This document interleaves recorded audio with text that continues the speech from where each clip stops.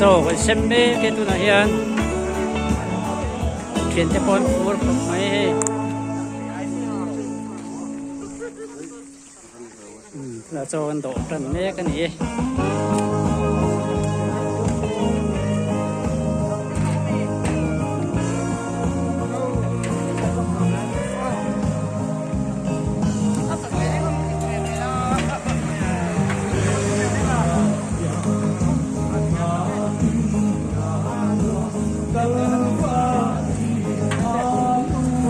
sangan coba semne ka